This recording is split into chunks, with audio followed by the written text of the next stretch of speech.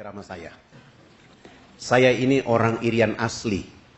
Kebetulan kena sampo dan sabun sehingga sedikit terang. Hari ini saya pakai pakaian seperti ini, orang kira saya bukan orang Irian. Seakan-akan saya dari Sudan atau dari Yaman. Padahal tidak, saya orang Irian asli. Tahun 78 saya hijrah dari kampung saya Fak-Fak ke Makassar. Waktu itu rambut saya kayak pohon beringin. Keribo. Sudah hitam keling, keribo pula. Tiba di pelabuhan Makassar, saya bertemu dengan saudara-saudari Bugis Makassar. Saya menyapa mereka dengan salam. Assalamualaikum warahmatullahi wabarakatuh. Tidak ada satupun yang mau membalas salam saya. Sebagian orang mengatakan, masa orang Islam rambutnya kayak begini? Bagi saya tidak apa-apa. Saya menuju ke tempat kos. Menjelang sholat subuh saya ke masjid. Ketika saya menuju masjid ketemu dengan ketua DKM. Ketua DKM melihat saya dan bertanya, kamu asal dari mana? Saya bilang saya dari Irian. Begitu saya jawab dari Irian, ketua DKM jalan mempercepat langkah meninggalkan saya. Duluan ke masjid. Saya jalan pelan-pelan ke masjid. Ternyata begitu saya sampai ke masjid, ketua DKM sudah menyiapkan dua pemuda yang badannya kekar, besar, menyuruh mereka mengawasi saya saat berwudu sampai sholat sunat. Begitu sholat berjamaah, kedua pemuda itu berdiri di kanan dan kiri saya. Itu terjadi tidak saja sholat subuh, sholat duhur pun saya diawasi, sholat asar, sholat maghrib, sholat isya pun saya diawasi. Selesai sholat isya saya kembali ke tempat kos saya sedang makan malam. Ketua DKM menyuruh ketua RT datang ketemu saya. Assalamualaikum. Waalaikumsalam. Mohon maaf, saya ketua RT di sini. Oh, mohon maaf Pak RT, saya belum lapor diri. Saya datang ke sini untuk meminta, ini saya dah bawa Al-Quran, untuk menguji Anda apakah Anda Muslim atau tidak. Saya bilang Pak RT, mohon maaf saya selesaikan makan malam saya dulu. Saya makan cepat-cepat, sesudah itu saya cuci tangan dan menghadap ketua RT. Pak RT mengatakan, supaya membuktikan Anda ini benar-benar Muslim, tolong baca Quran ini. Saya bilang sama Pak RT, Pak RT mohon maaf sebelum saya baca, saya minta Pak RT baca terlebih dahulu. Alhamdulillah, ketua RT saya ternyata belum bisa baca Quran. Dan saya bilang, sampaikan salam hormat, besok subuh saya akan memimpin sholat subuh di masjid kita. Alhamdulillah, begitu saya memimpin sholat subuh akhirnya, seluruh keluarga, sahabat, teman di situ menjadi keluarga dan orang tua saya di sana. Saya pergi ke kampus mengikuti mata kuliah agama Islam. Begitu saya masuk ke ruangan itu, ternyata di ruangan itu semua orang gagah, ganteng, cantik. Sayalah yang mengotori ruangan itu. Pagi-pagi kami datang, ketemu dengan kepala suku. Kepala suku langsung bicara. Anak, mandi yang benar itu yang anak ajarkan. Bapak kemarin dimandikan oleh Sang Pencipta sehingga Bapak tidur menjadi enak. Selama ini Bapak belum pernah tidur enak seperti tadi malam. Oh, bagaimana kalau pagi ini Bapak ikut mandi? Dengan senang hati beliau ikut kami ke sungai. Mandi, resmi bilas, naik beliau tidur dari jam 10 pagi sampai jam 3 sore hari itu. Begitu dia bangun tidur langsung kampanye kepada wilayah adat beliau. Besok pagi yang berkumpul di lapangan dekat sungai sebanyak 3.712 orang.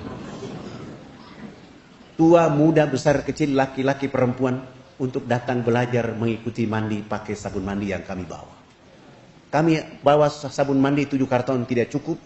Terpaksa satu sabun dibagi 4 dan memulai pelajaran mandi. Dari jam 8 pagi sampai jam 12 siang belum tuntas. Saya skorsing pelajaran mandi karena kami mau sholat duhur. Dan sebelumnya kami sudah buat panggung di tengah lapangan menjadi musola dan masjid kami.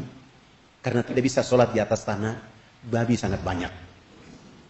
Kami wudhu selesai, saya bilang sama kepala suku yang sudah mandi jangan pulang. Yang belum mandi juga jangan pulang.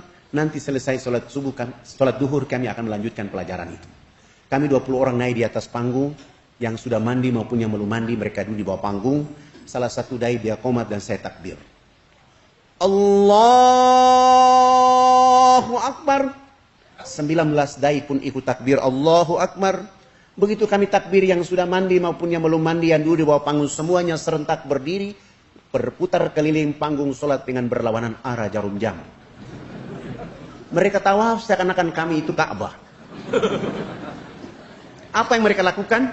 Mereka berputar keliling panggung sholat untuk memperhatikan gerakan-gerakan sholat duhur yang kami lakukan. Begitu saya salam ke kanan, saya udah itu salam ke kiri, kepala suku besar langsung loncatnya di atas panggung. Anak! Kenapa anak dengan teman-teman berdiri dan angkat tangan dan mulutnya bicara-bicara? Itu maksudnya apa? Saya bilang, subhanallah, baru mandi cerdas begini. Saya berusaha menjawab pertanyaan yang masuk di akal dan pikiran mereka.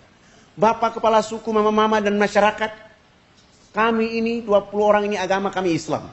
Dalam agama kami diperintahkan Tuhan Allah Sang Pencipta dalam satu hari 5 kali kami menghadapnya. Tadi kami berdiri mengangkat tangan, itu artinya kami menyerahkan sepenuhnya, kami punya jiwa, kami punya raga, dan kami punya kehidupan ini kepada Tuhan Allah. Yang kami bicara-bicara itu adalah Allah Maha Besar, diri kami dan kehidupan ini kecil, sehingga tangan kiri kami malu menutup dada kami. Tangan kanan kami pun malu menutup tangan kiri dan dada. Terserah Allah. Mau menghukum kami terserah, mau memberi kami hadiah terserah. Karena kami sudah menyerahkan sepenuhnya jiwa, raga, dan kehidupan kami kepada Tuhan Allah. Begitu kepala suku mendengar penjelasan saya, beliau langsung mengatakan, oh, ini agama yang benar. Menurut Bapak kami sudah Islam. Tapi kenapa sesudah itu anak dengan teman-teman bongkok badan? Apa artinya bongkok badan? Kenapa ruku? Saya jawab, kami bongkok badan itu supaya melihat di bumi ada tanah, ada pasir, ada batu, ada air, ada hewan, ada tumbuhan. Semuanya itu fasilitas dari Sang Pencipta kepada manusia, dinikmati, dipelihara, dilindungi karena masih ada manusia berikutnya. Oh, ini agama yang benar. Menurut Bapak kami sudah Islam. Tapi kenapa sesudah itu anak dengan teman-teman tunduk mencium papan? Apalagi artinya tunduk mencium papan? Kenapa sujud? Saya jawab, kami tunduk mencium papan pertanda kami menangis atas dosa kejahatan yang kami lakukan. Kenapa kami lakukan itu? Sebentar kami mati nanti, kami punya kulit, kami punya daging, kami punya darah, kami punya tulang, akan dilebur kembali menjadi tanah. Sebelum dilebur menjadi tanah, kami menyatukan kepala, tangan, lutut, dan kaki menangis ampun kepada Dia Allah yang Maha Tinggi. Tapi kenapa sesudah itu anak dengan teman-teman lihat ke sebelah kanan mulutnya bicara-bicara, lihat ke sebelah kiri masih bicara-bicara? Salam dia bilang bicara-bicara. Saya jawab, kalau tadi kami mengangkat tangan dalam menyerahkan sepenuhnya jiwa dan raga kami bongkok badan untuk melihat apa yang diberikan oleh Allah, sudah minta ampun. Selesai minta ampun kami lihat ke sebelah kanan, kalau di tempat ini belum ada orang yang tahu mandi. Tugas kami datang di sini mengajarkan orang bisa tahu mandi. Melihat ke sebelah kanan, kalau belum ada orang yang tahu berpakaian, tugas kami mencari pakaian untuk menutup tubuh badannya. Ada yang lapar, tugas kami mencari makan. Ada yang sakit, tugas kami mencari obat. Sesudah itu melihat ke sebelah kanan, kalau di tempat ini belum ada orang yang mengenal Allah dan Rasulnya, tugas kami datang ke sini untuk memperkenalkan Allah dan Rasulnya kepada mereka. Begitu mendengar penjelasan saya, kepala suku langsung mempersilahkan kami 20 orang. Tidak boleh lagi duduk di atas panggung, kami turun duduk bergabung dengan masyarakat di bawah. Mereka 6 kepala suku naik di atas panggung menggantikan kami. Bukan sholat tapi rapat membahas kehadiran di sana. Setelah rapat selesai, kepala suku besarnya berdiri dan menyampaikan pengumuman buat kami yang ada di lapangan itu. Hari ini kita senang. Hari ini kita bahagia. Karena anak-anak ini sudah datang mengajarkan agama yang benar di kampung kita. Dalam rapat kami sepakat bahwa kita semua yang ada di lapangan harus mengikuti agama anak-anak ini. Begitu mendengar kalimat itu, kami 20 orang langsung sujud dan menangis kepada Allah. Terima kasih ya Allah ya Rabb. Kami malu kepada mereka ya Allah. Kami tidak bawa apa-apa. Kami hanya bawa kalimat-Mu Engkau, kalimat la ilaha illallah Muhammad Rasulullah untuk mereka. Kami malu, kami hanya bawa sabun, sampo, odol, sikat gigi untuk mereka. Lalu saya menguatkan diri untuk membimbing mereka mengucapkan 2 kalimat syahadat. Tapi kami pun tidak kuat. Karena mereka dalam keadaan telanjang. Dalam keadaan bau badan.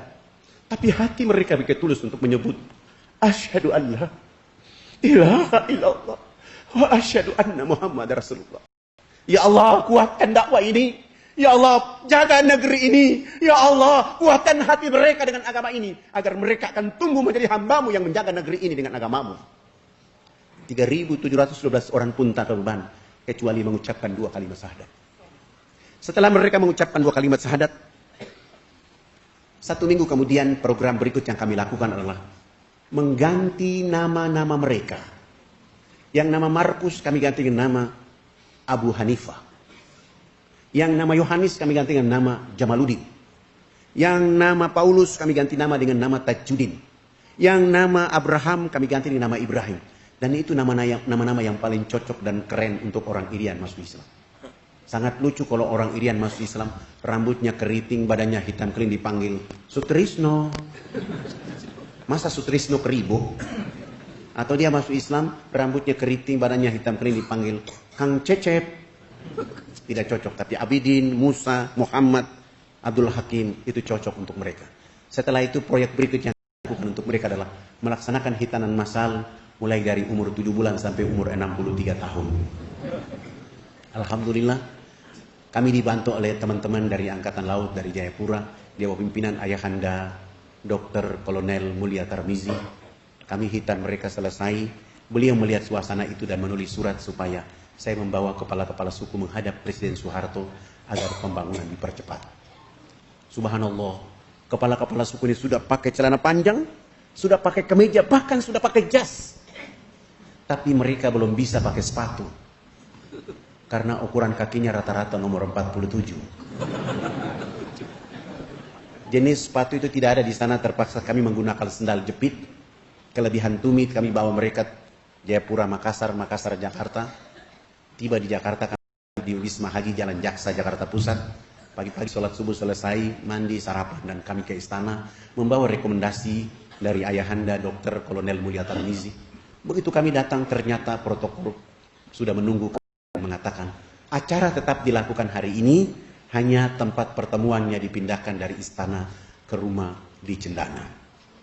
Dan jadwalnya dilakukan jam 4 sore. Kami kembali ke Wisma Haji, sholat duhur selesai, makan siang istirahat, bangun, sholat asar selesai, dan kami menuju Cendana.